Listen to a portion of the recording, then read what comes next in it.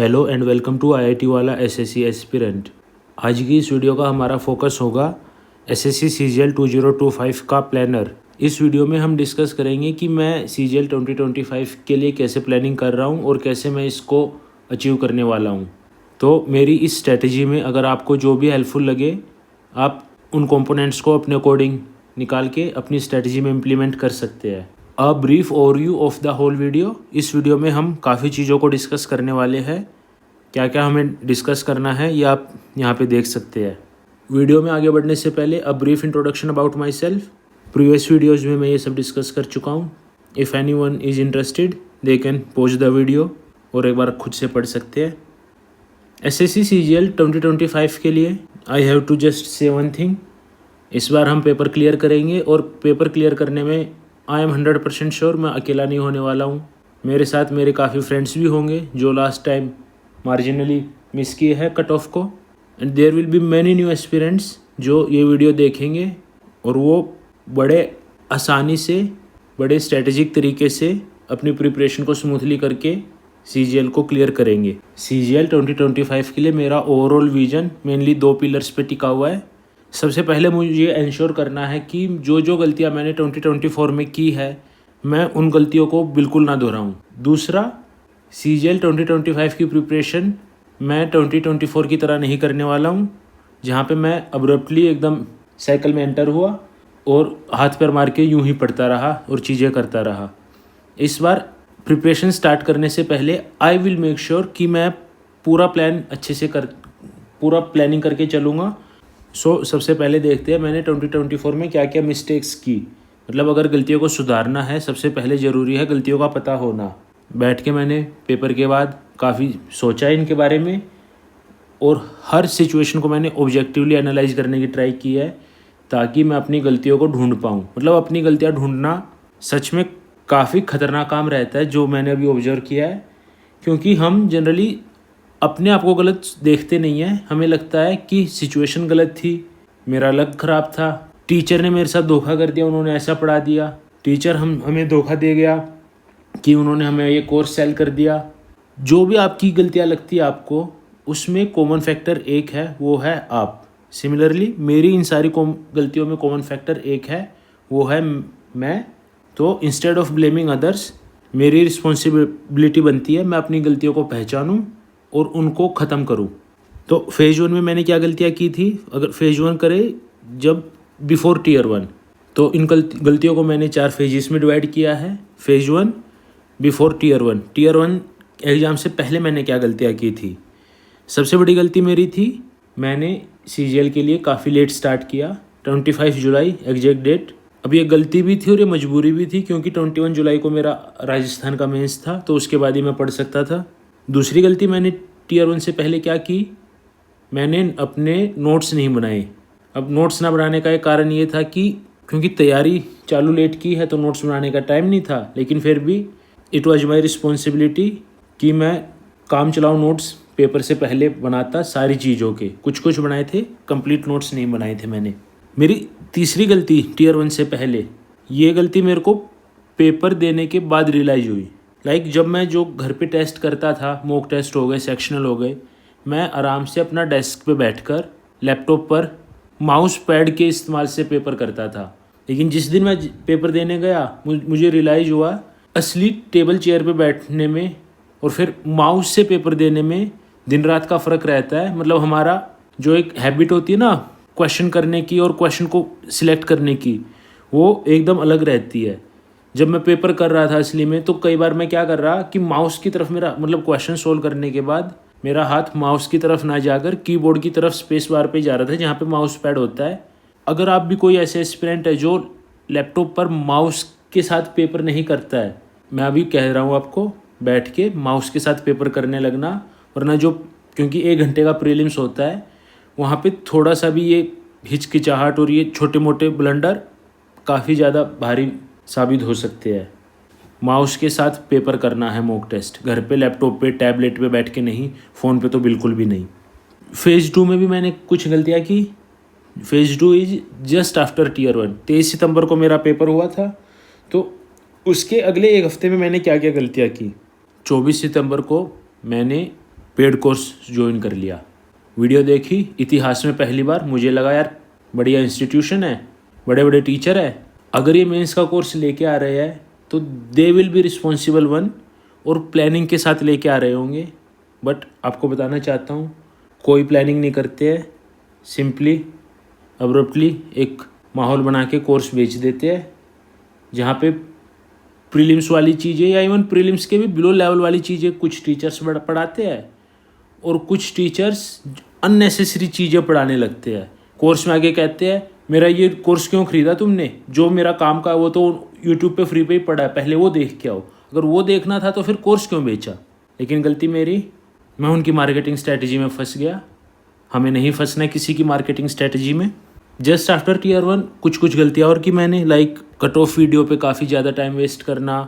अब नंबर ठीक ठाक बन गए थे तो थोड़ा ये देखना कि जेएसओ वाली कट ऑफ क्लियर हो सकती है, या इवन कई बार हम ना वैकेंसी का ब्रेकडाउन भी देखने लग जाते हैं। लाइक हमारे दिमाग में एक आइडिया होता है कि हाँ मुझे इनकम टैक्स इंस्पेक्टर चाहिए, जीएसटी इंस्पेक्टर चाहिए, किस जोन में कितनी वैकेंसी है, इन चीज़ों को हम देखने लग जाते हैं। और अभी बता रहा हूँ ये कुछ नहीं, बस वेस्टेज ऑफ टाइम है। किस जोन में कितनी वैकेंसी है ये जान के आप कुछ नहीं उखाड़ सकते। वैकेंसी 1 हो, 100 हो, 1000 हो, कंपटीशन ऐसा है 2 क्वेश्चन ऊपर नीचे हुए आपका 1000 वैकेंसी पे भी नहीं होगा, और 2 क्वेश्चन आपने ज़्यादा बेटर ठीक कर दिए, बेशक वैकेंसी 1 हो, आप जब भी ले जाओगे। फेज़ 3 में भी मैंने कुछ गलतियाँ की, which is between tier 1 and tier 2। ये करीब 4 महीने का फेज़ था, तो यहाँ पे थोड़ी गलतियाँ ज़्यादा हुई है। एक गलती मेरी क्या रही कि मैं दूसरे एग्ज़ाम्स का लालच करने लगा था। लाइक मैंने बैंकिंग का भी पेपर दिया, लेकिन अगर हम देखें तो वो चीज़ ज़रूरी भी थी उस टाइम, उस पॉइंट ऑफ टाइम पे, क्योंकि उस टाइम पे हमारे पास कोई जॉब नहीं होती है, तो हमें बाकी अपॉर्चुनिटीज़ भी देखनी चाहिए। एक मेरी सबसे बड़ी मिस्टेक क्या थी कि मैंने अपनी प्रिपरेशन को आउटसोर्स कर दिया। जो मैंने कोर्स ख़रीदा था उसमें इंग्लिश का भी था, तो वो इंग्लिश वाले में जो सर आके पढ़ा रहे थे, मुझे लगा एक्सपीरियंस टीचर है, अगर ग्रामर के इतने रूल्स करा रहे हैं, इतनी चीज़ें करा रहे हैं, तो कुछ काम का ही करा रहे होंगे। और जो ये अपनी कोर्स बेच रहे हैं या इवन जो क्लासेस में पढ़ा रहे हैं ना, ये एक प्लानिंग के साथ आए होंगे, टाइमली चीज़ों को कंप्लीट कराएंगे और फिर हमें टाइम भी मिलेगा। लेकिन भाई वो ना कंप्लीट करा के देते कोर्स, ना कुछ करते, बस बैठ के मोटिवेशन के डोज देते रहते हैं। और प्रीलिम्स में, मतलब हमने प्रीलिम्स को यार किया है क्वालिफाई, आपने मेंस के लिए कोर्स लॉन्च किया है, तो हम उम्मीद करते हैं कि आप मेंस के लेवल का पढ़ाओगे। लेकिन फिर से आप वही टीचर प्रीलिम्स के लेवल का, वो भी प्रीलिम्स से भी नीचे का लेवल का पढ़ा रहे हैं क्लास में, तो वो मतलब एक प्रोफेशनल हरकत नहीं होती है।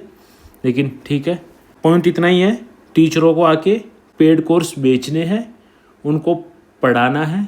एसएससी के लिए आपको जितना पढ़ना है यूट्यूब पर फ्री में अवेलेबल है, और कई टीचर आके आपको ये डरा के बेचेंगे कोर्स, यूट्यूब पे तो फ्री में अवेलेबल है, हमारा कोर्स ज्वाइन कर लो ना, स्ट्रीमलाइन हो जाएगी।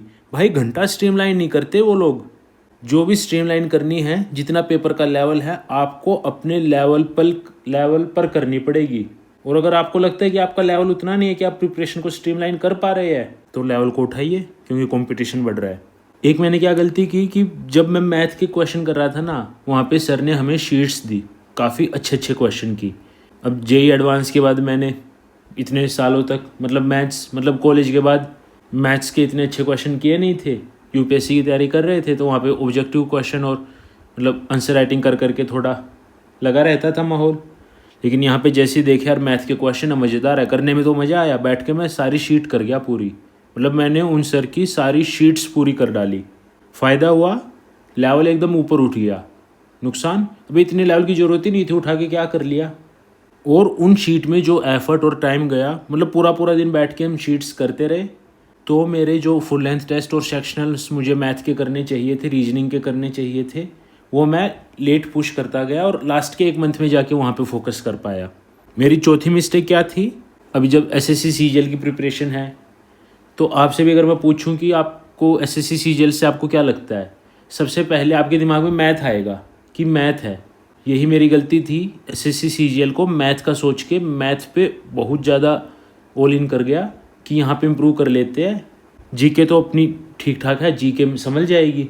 और जो मैंने आपको बताया, जिस इंस्टीट्यूशन का मैंने कोर्स ख़रीदा था, उन पे फेथ बिल्कुल नहीं रखना चाहिए हमें। मेरे को लगा जीके वाले भी कराएंगे, टीचर आएंगे, होगा कुछ प्लान उनका, बट वो भाई साहब है कोर्स लेके ही नहीं आ रहे।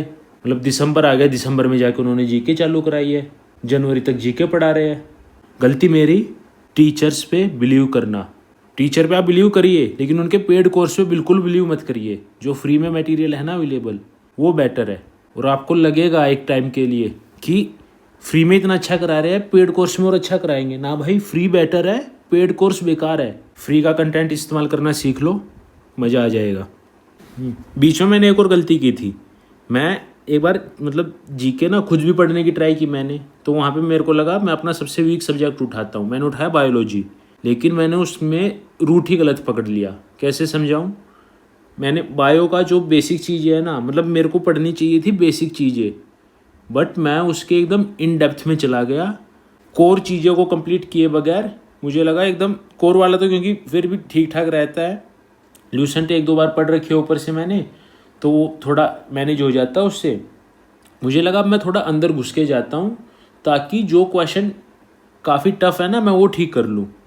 एक हफ्ते तक मैं मतलब पूरा दम लगा के बायो पढ़ा, और उसके बाद रियलाइज़ किया यार ना यार, बिल्कुल ऐसे पढ़ने की बिल्कुल ज़रूरत नहीं है। पढ़ने का तरीका गलत पकड़ लिया है, थोड़ा इसको रेक्टिफाई करना पड़ेगा। लेकिन क्योंकि टीयर 1 और टीयर 2 में टाइम काफ़ी कम था, सीजीएल का मैं पहली बार पेपर दे रहा था, और इसके साथ साथ मैं मतलब बैंकिंग का भी टाइम दे रहा। मतलब बैंकिंग में भी अप्रोक्सीमेटली मैंने 7-8 दिन प्रीलिम्स में, 10 दिन मेंस में, और जेएसओ के स्टैटिस्टिक्स पेपर के लिए भी टोटल 13 दिन, मतलब 1 महीने के करीब तो मैंने इन चीज़ों में लगा दिया था अपना एक्स्ट्रा। और क्योंकि टीयर 1 से पहले सारे नोट्स भी नहीं बनाए थे, मैथ के नोट्स बनाने थे। अलग अलग अप्रोचेस होती है, like ratio method, alligation, shifting, ये सब चीज़ें सीखी नहीं थी, वो भी चीज़ें सीखनी थी। टाइम थोड़ा ढंग से मैं मैनेज नहीं कर पाया। टाइम मैनेजमेंट में मैंने काफ़ी ब्लंडर किया था। फेज 4 बिफोर टीयर 1, यहाँ पे मैंने 2 गलतियाँ की मेन।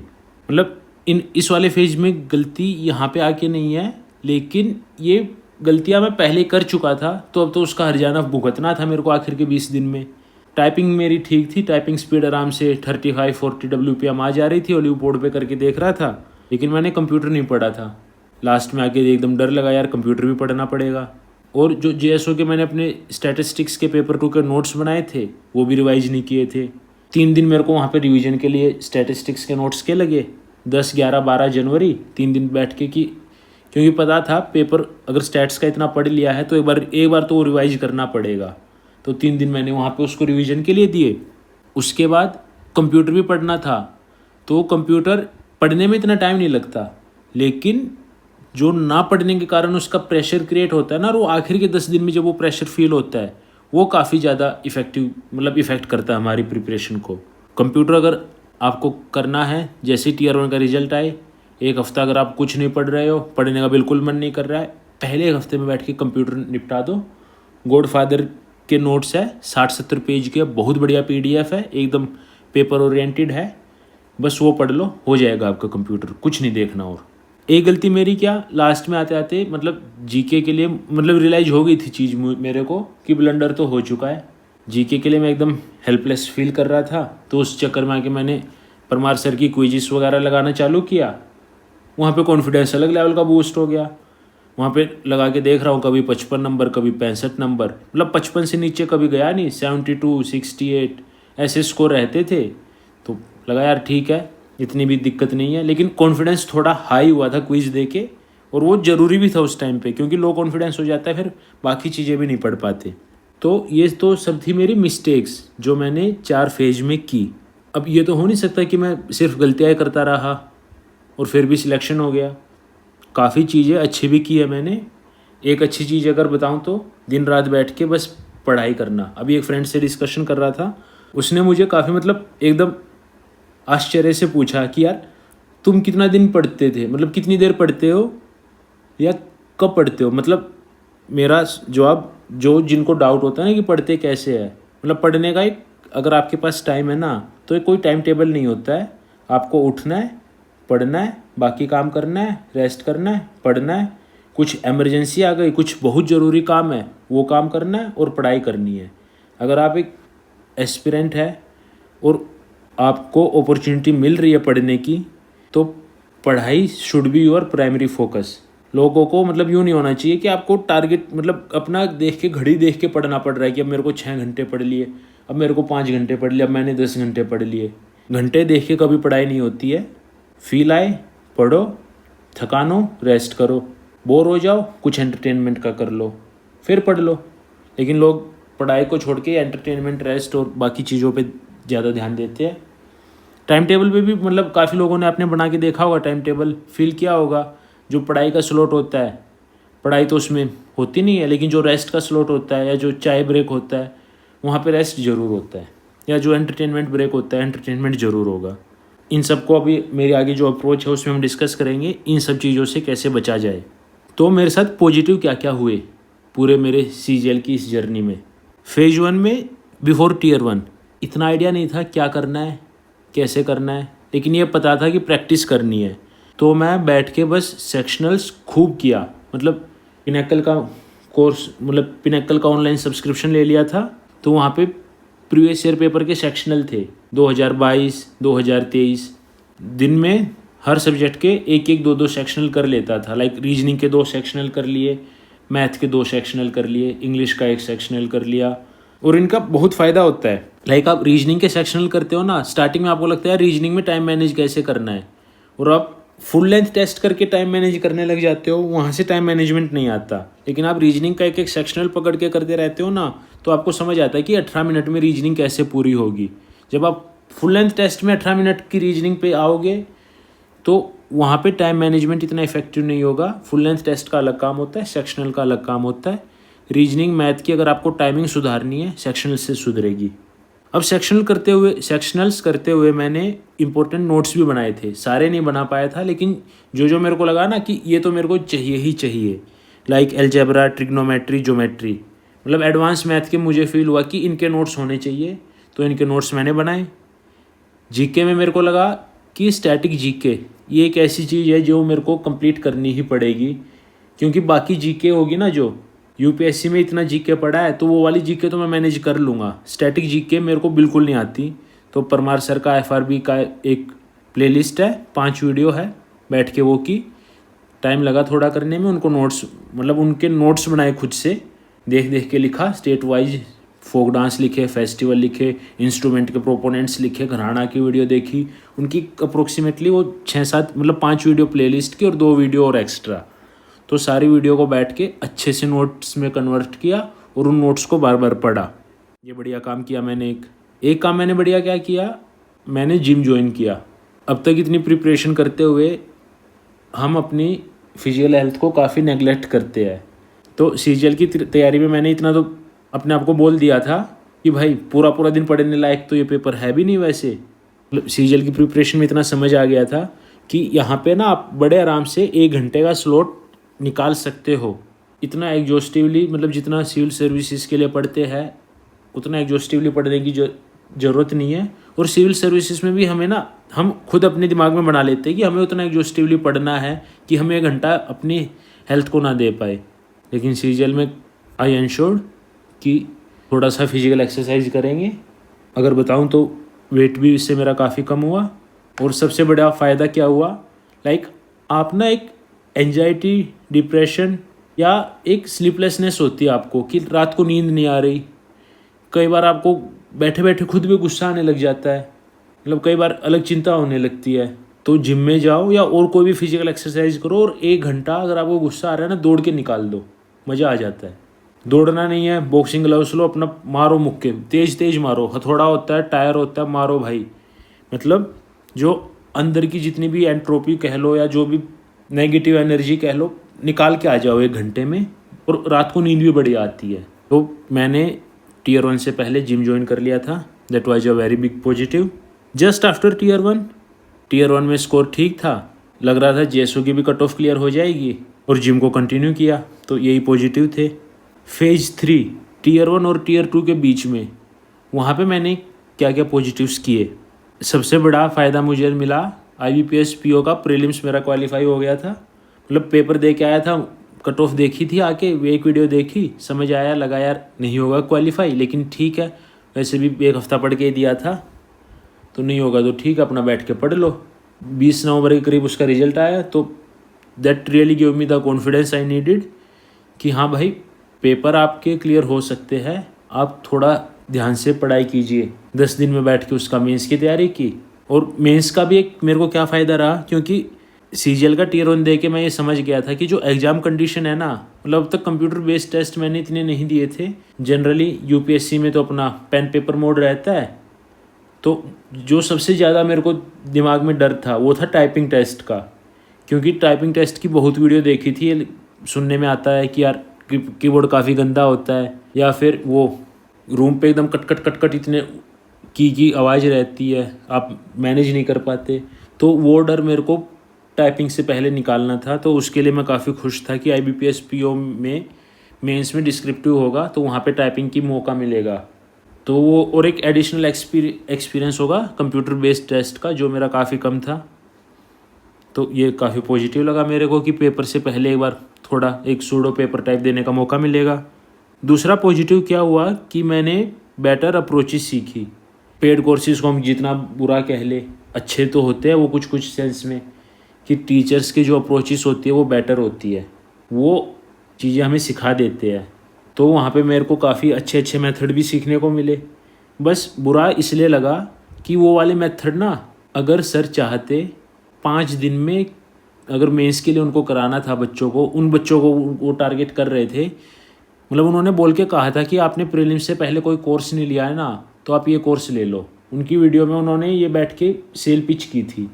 तो मुझे लगा कि उसी टाइप का कोर्स इन्होंने डिज़ाइन किया होगा, इस बात को दिमाग में रखते हुए। लेकिन कोर्स होने के बाद और अब बैठ के सोचता हूँ तो समझ आया है, उन्होंने कोई कोर्स डिज़ाइन नहीं किया था। एक बढ़िया सी सेल्स पिच लेके आए थे, 4 टीचर इकट्ठे कर लिए थे, इतिहास में पहली बार बोल दिया।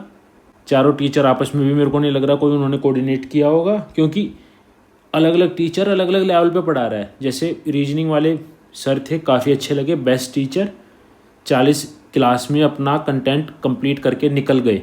अब चाहते ना वो ही बंदे 40 को 150 क्लास में भी मतलब खींच सकते थे। वो अपना ठीक कंटेंट को प्रिपेयर करके आए थे। इंग्लिश वाले सर, कंटेंट प्रिपरेशन का पता नहीं, वो तो मतलब प्रीलिम से भी टियर 1 से भी नीचे का लेवल से उठा रहे हैं इंग्लिश हमारे। यार टियर 1 फोड़ के आए हैं, थोड़ा भरोसा रखो हम पे। मेंस का अगर कोर्स ज्वाइन किया तो मेंस के हिसाब से पढ़ाओ ना। सिमिलर मैथ वाले सर, वो मेंस के हिसाब से पढ़ा ही नहीं रहे, वो अलग ही लेवल में अब अलग ही दुनिया में जा रहे हैं अपने। तो जो उन्होंने अच्छी अप्रोचेस सिखाई, जहाँ पे मेरे को करीब करीब 50 दिन का टाइम लग गया, हमें मेहनत की बैठ के, इतनी शीट की। अगर वो चाहते वो वाली अप्रोचेस हम 5 दिन में सीख सकते थे, अगर उन्होंने थोड़ा कोर्स को वेल प्लानिंग किया होता। लेकिन टीचर से हम कितनी उम्मीद रख सकते हैं, करना तो हमें खुद ही पड़ेगा। आत्मनिर्भर बनिए, किसी के भरोसे नहीं बैठना हमें। इंग्लिश में एक बेटर काम क्या हुआ था, उनके वोकैबुलरी अच्छी थी, सर की वोकैबुलरी अच्छी थी। लेकिन अगर आपको वो वोकैबुलरी करनी है तो उनकी बुक है एक, उस बुक के 20 सेट पहले कर लीजिए। पूरी बुक भी नहीं करने की ज़रूरत है, 20 सेट है, बेस्ट वोकैबुलरी है। लेकिन सिर्फ 20 सेट ही करने हैं, उससे ज़्यादा करना बेवकूफ़ी रहेगी। आगे देखते हैं हम कैसे, कहाँ से क्या करना है। फेज़ 3 में जो सबसे बढ़िया मेरे साथ बात हुई वो थी, एक काफ़ी अच्छी कम्युनिटी मिली। मतलब मेरी एक फ्रेंड ने ग्रुप बना रखा था, उन्होंने बाद में आके मुझे बताया कि यार एक ग्रुप बनाया है, अगर ज्वाइन होना है। तो वहाँ पे ज़्यादातर लोग वही थे जो मेंस का पेपर देने वाले थे। वहाँ पे काफ़ी लाइक माइंडेड बंदे मिले, जो मेनली हमारा काम क्या रहता था, हम अपने ना क्वेश्चन डिस्कस करते थे। लाइक जिसको जो डाउट आ गया वो उसने क्वेश्चन डाल दिया, जिसको कोई बेटर अप्रोच आती है उसने वो बता दिया, किसी को जीके में डाउट आ रहा है वो अपना डाउट पूछ लिया। जिसको जिसमें डाउट आ रहा है वहाँ पे अपनी प्रॉब्लम को डाल देते, दूसरे लोग सॉल्यूशन बताते, एक दूसरे से देख के बेटर अप्रोच हम सीख लेते थे। सबसे बढ़िया चीज़ लगी मुझे। काफ़ी जो और लोगों के सॉल्यूशन रहते थे, अब क्योंकि कुछ कुछ शॉर्टकट मैं भी सीख रहा था, कुछ कुछ मेथड मैं भी सीख रहा था, मैं भी सॉल्यूशन डाल देता था। मेरे से तो बहुत अच्छे अच्छे बच्चे थे वहाँ पे और बहुत अच्छे अच्छे सॉल्यूशन देते थे। बस वहाँ पे एक छोटी सी गलती जो मेरे लेवल पे हुई वो मेरी गलती थी। वहाँ पे भी हमने थोड़ा मैथ को ज़्यादा भाव दे दिया, इतना भाव देने की ज़रूरत नहीं थी मैथ की। और ये जनरली ये एसएससी में होता है, हम मैथ को ज़रूरत से ज़्यादा भाव देते हैं जीके को ज़रूरत से ज़्यादा नेगलेक्ट कर देते हैं। रीज़न ये बोल के कि जीके में रिटर्न नहीं मिलता है, वो कॉस्ट बेनिफिट नहीं है। अगर जीके ढंग से नहीं पढ़ोगे तो घंटा कॉस्ट बेनिफिट नहीं आएगा कभी। बैठ के बताता हूँ कैसे पढ़नी है, तोड़ के लाया जीके को। फेज 4 बिफोर टीयर 2, लास्ट के 20-25 दिन यहाँ पे मैंने कुछ चीज़ें अच्छी की। सबसे पहले तो जो पेपर देना था मैंने इंश्योर किया कि अब की बार मैं पेपर एग्ज़ाम लाइक कंडीशन में दूंगा। तो कोई भी मैंने फुल लेंथ टेस्ट दिया है, लैपटॉप पे बैठ के, चेयर पे बैठ के, माउस का इस्तेमाल करके दिया है। अब क्योंकि जनवरी था, एकदम भयंकर ठंड होती थी, तो ना कोई रूम हीटर ना कुछ, मतलब जो एग्ज़ाम की कंडीशन होगी ना उसके जितना क्लोज ले जा पाए उसके अकॉर्डिंग बैठ के हमें पेपर देना होता है फुल लेंथ टेस्ट। पूरे साल मत कीजिए, लेकिन पेपर से 1 महीने पहले इंश्योर कीजिए जो भी आप टेस्ट दे रहे हो एकदम एग्ज़ाम लाइक कंडीशन में दे रहे हो। दूसरी चीज़ मैंने क्या की, मैंने जो मैथ का था, रीजनिंग का था, तो इनके ना जो मेरे नोट्स बन रहे थे, मतलब सर ने इतना ज़्यादा पढ़ा दिया था एकदम पहाड़, तो उसको मैंने उठा के क्विक रिवीजन नोट्स में कर लिया कि ये काम का है, मैं पूरा पहाड़ ना पढ़ के इनको पढ़ लूँगा। लेकिन पेपर में आया क्विक रिवीजन नोट्स से भी नहीं, वो आई इतना बढ़िया लेवल का गया कि क्या बताए। लेकिन एटलीस्ट क्विक रिवीजन नोट्स वाला था, ये वाला फंडा आपकी बार हम इस्तेमाल करेंगे। तो अगर मैं बताऊं, मतलब पूरी प्रिपरेशन में मैंने जो गलतियां की मैं उनको एकदम हटाने वाला हूं। जो मैंने पॉजिटिव्स किए इंश्योर करूंगा कि इन पॉजिटिव्स को भी मैं इस बार वाली अटैम्प्ट में अच्छे से इम्प्लीमेंट करूं और इनका बेटर यूटिलाइजेशन करूं। तो इन सब चीज़ों को दिमाग में रखते हुए मैंने अपनी ये स्ट्रैटेजी बनाई है और इसको मैं फॉलो करने वाला हूँ। आपको जो इसमें से पसंद आए, you are welcome to use that, और ना पसंद आए तो ठीक है, अपने हिसाब से आप स्ट्रेटजी बना लीजिए, क्योंकि सबका अपना बड़ा बढ़िया तरीका रहता है, किसी का कोई नहीं। जो जिस चीज़ में कंफर्टेबल है उस हिसाब से करो।